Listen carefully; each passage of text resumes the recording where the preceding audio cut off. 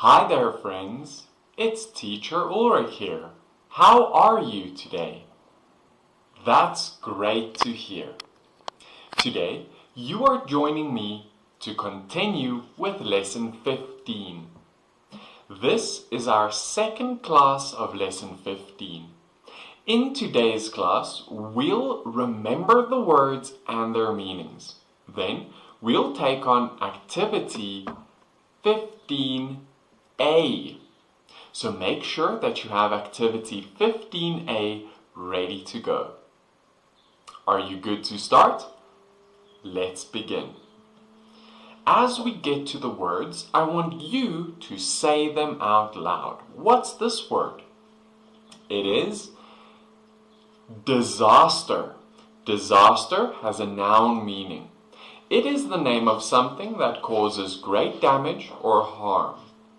Hurricane Katrina was the worst disaster to hit New Orleans in many years. Next, it is flee. Great. Flee has a verb meaning. To flee is to run away from danger or from something frightening. I quickly decided to flee from the park when I heard a noise behind me. Fled is the past participle of flee. So now I flee. Yesterday I fled.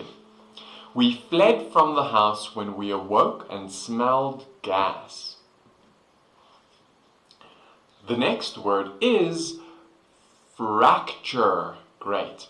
Fracture has a noun meaning. It's the name of a crack or break, as in metal or bone. So crack or break in metal or in bone. The plane was grounded because of a small fracture in the metal tail unit.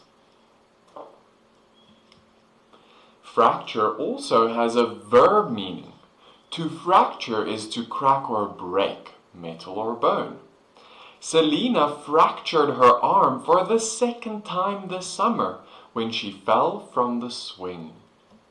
So we use this when we talk about breaking or cracking metal or bone. The next word is immense. Great. Immense has two adjective meanings. We use the word immense to describe something which is great in size or extent. The Pacific Ocean is an immense body of water. We also use it to describe something which is great in degree. So, great emotions, great feelings. That's what it means. The immense relief of his parents. To the immense relief of his parents, the lost child was soon found. So they felt immense relief. Now, great in degree, so you can feel immense emotions. Good or bad. The next word is intense. Well done. We use the word intense to describe something that is very strong, very great. The intense heat from the fire melted the plastic dishes. We also use the word intense to describe something which shows great depth of feeling. The scene in the play where the enslaved people are liberated from bondage is so intense that the audience often weeps. So it's very deep, it's emotionally intense. Intensity has a noun meaning. It's the name of great strength or force. The intensity of light from the sun is greatest at noon. So the intensity of the sun is the brightest or most 12 o'clock at noon. Running is an intense workout, right? It's intense. The next word is investigate. Investigate. Now, to investigate is to look into something closely, to study in great detail. The fire marshal will investigate the cause of the fire in the library. Investigate. The next word is lurch. You got it. To lurch has a verb meaning. To lurch is to move forward or to one side suddenly and unexpectedly. The car lurched to the left to avoid a bird on the road. Lurch has a noun meaning too. It is the name of a jerking or swaying movement. The bus started with a lurch, throwing the standing passengers off balance. The next word is major. You got it. We use the word major to describe something which is great in size, in numbers, or in importance. Seas and oceans make up the major part of the Earth's surface. Major is also used as a noun. We use it as the name of a military officer. A military means army, navy, pretty much army. A military officer just above a captain in rank. A colonel is superior in rank to a major. Major is also used as the name of the main subject a student is studying. So usually in university or college, you major in something. It's your main subject. My major in college will be Russian language and literature. I studied childhood education, and my major is English literature. That's my main subject. Now you can major in something too. It has a verb meaning. To major is to study as one's most important subject. So you can major. I majored in English literature. My cousin Karen majored in chemistry and mathematics at the community college. See, here we can see a bachelor's degree certificate. Now here we can see a degree in secondary education. That is the degree. Major in English means the major subject was in English or English. The next word is minor. Great. We use the word minor to describe something which is small and unimportant. This is the antonym for major. Steffi's knee injury was minor, so she finished the game. Minor is also used as the name of a person who is not yet an adult. A child is a minor. Minors may attend this movie if an adult goes with them. The next word is petrify. Great job. Now petrify has two verb meanings. To petrify is to make rigid with terror. To terrify. The director said that he felt his horror movies had failed if they did not petrify audiences. So he wants it to scare people. Petrify. To petrify is also to change into a stone-like substance. In Arizona's Painted Desert, we saw examples of wood that had petrified over millions of years. Here we can see the petrified wood. Over millions of years, this wood turned into stone. I am petrified of the snake because it is very poisonous. The next word is predict. Yes. Now, predict has a verb meaning. To predict is to say what will happen before it takes place. The Highway Safety Office predicts heavy traffic on the roads this weekend. Prediction is a different form of the word with a noun meaning. Prediction is the name of something that is predicted. The prediction of a blizzard kept people from traveling last night. The next word is prone. You got it. Prone. Prone has two adjective meanings. First, we can use prone to describe someone or something likely to have something or to do something specific. All of us are more prone to colds in the winter than in the summer. This dog is prone to bite, so he's likely to bite. We also use the word prone to describe lying face down. I had to lie in a prone position because my back was so sunburned. See, the prone position.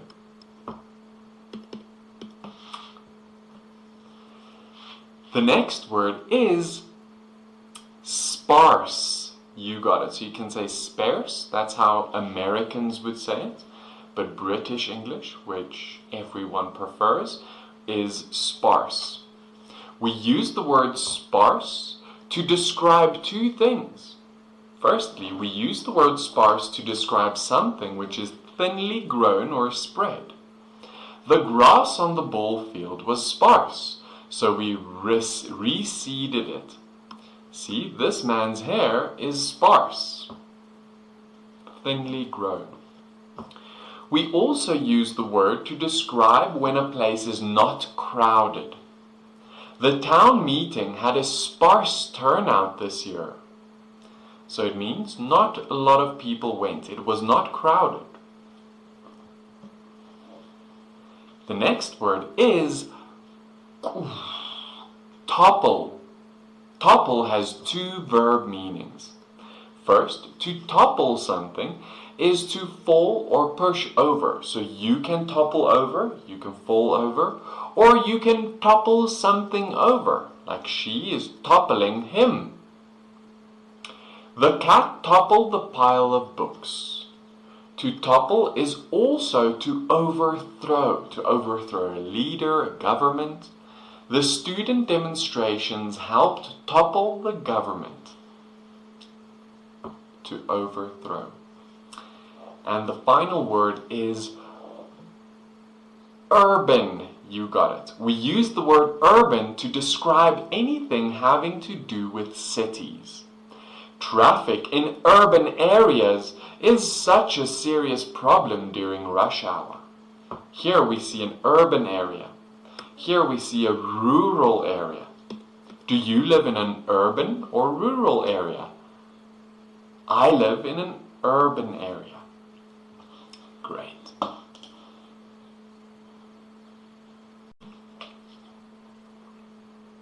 Now, let's get into activity 15A. Make sure you have this activity ready. First, let's read the instruction. Finding meanings. Choose two phrases to form a sentence that correctly uses a word from word list 15. Then write the sentence.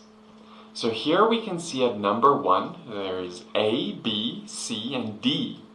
So we have to choose two of these phrases and put them together correctly so that we use one of the words in word list 15 correctly. Are you ready? Let's begin to read A. A, 1A, is one that is small and scattered. B, a sparse crowd, a sparse crowd. C is one that is very cold.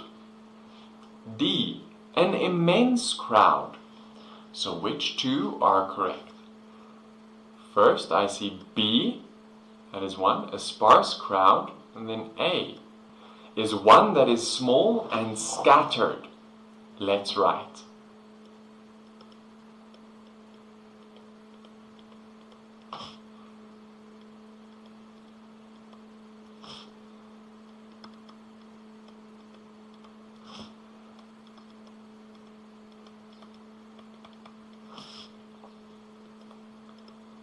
Small and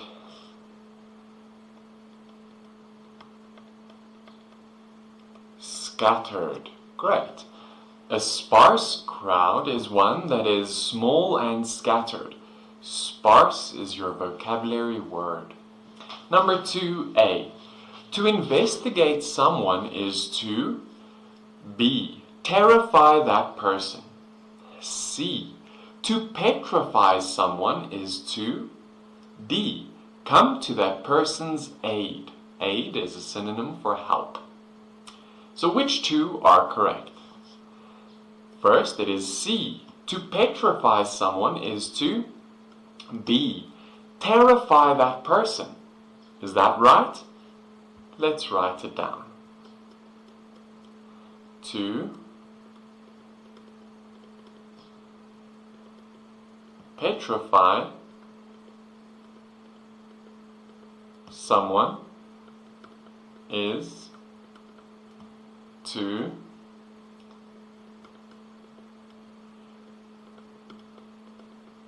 terrify that person. To petrify someone is to terrify that person. And petrify is your vocabulary word. Next, number 3A. An intense pain is one that B. Lasts for a long time. C. A minor pain is one that D. Is very great. Okay, so which two are correct?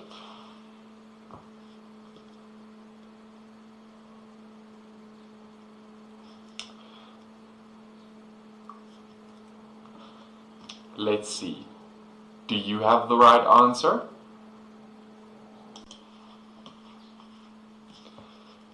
First, an intense pain is one that D is very great. So those two. Let's write. An intense pain is one that is very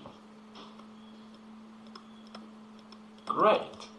An intense pain is one that is very great. Next, number 4A. A prone figure is one B. That is lying face down. C. That stands alone. D.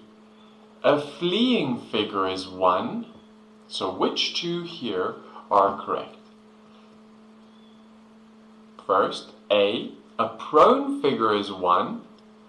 B. That is lying face down. Let's write. A prone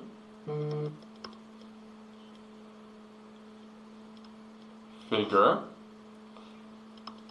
is one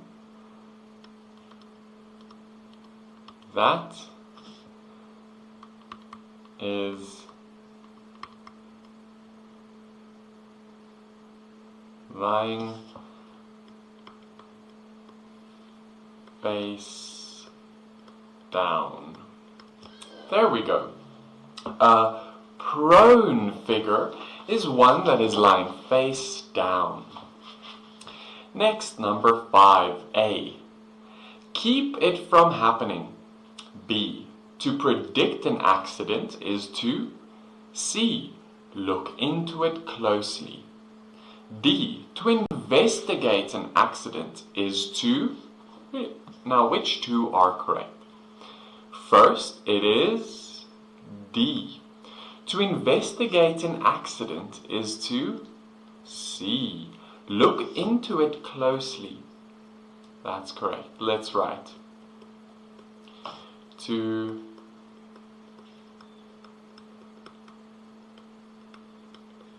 investigate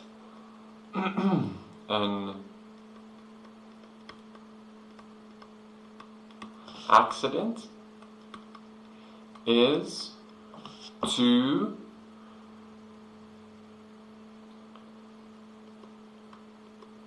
look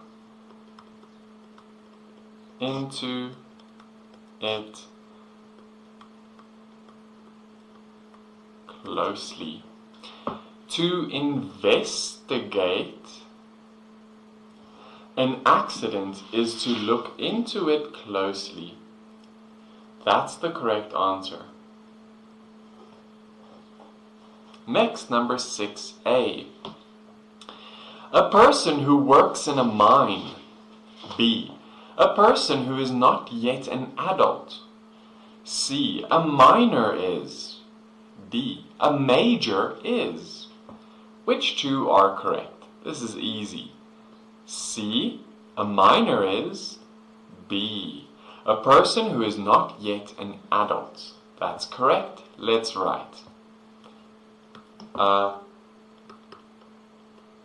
minor is a person who is not yet, sorry, that's jet, yet an adult. A minor is a person who is not yet an adult. Next, number 7A. To lurch is to. B. To flee is to. C. Lie in a face down position. D. Move to the side suddenly. So which two are correct? First, it is A. To lurch is to. D. Move to the side suddenly. To lurch is to move to the side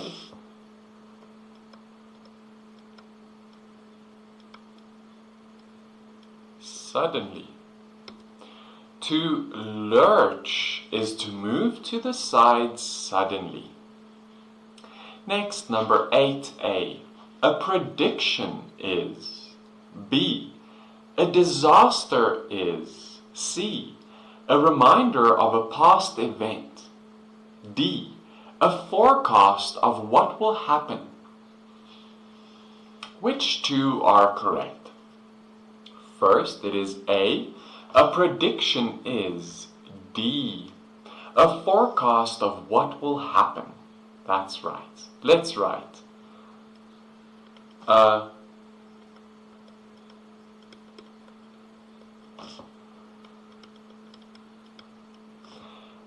prediction is a forecast of what will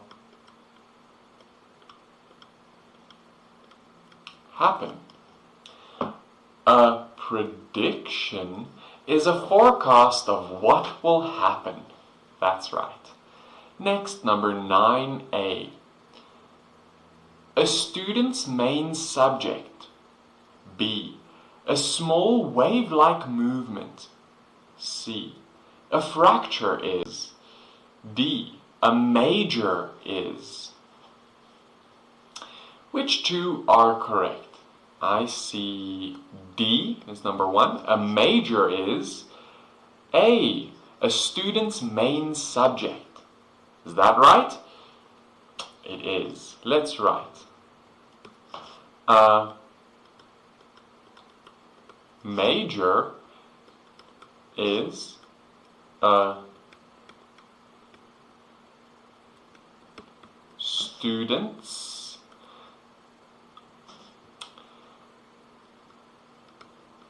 main, and it's apostrophe S, student's main subject. Full stop. A major is a student's main subject. And finally, number 10. A, an immense area is 1. B, an urban area is 1. C, that is very large. D, that has few people. So which two are correct?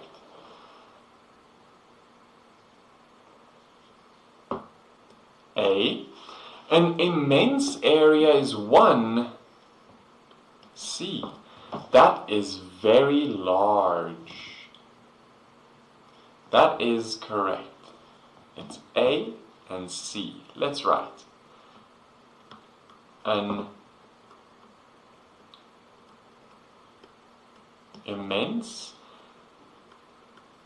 area is 1.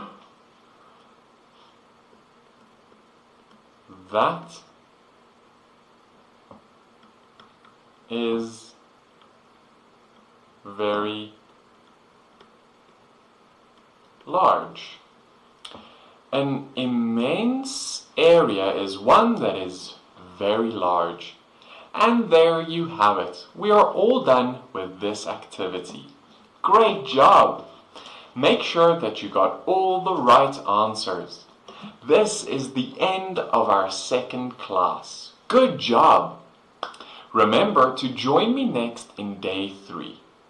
In day 3, we'll take on activities 15B, 15C, and 15D.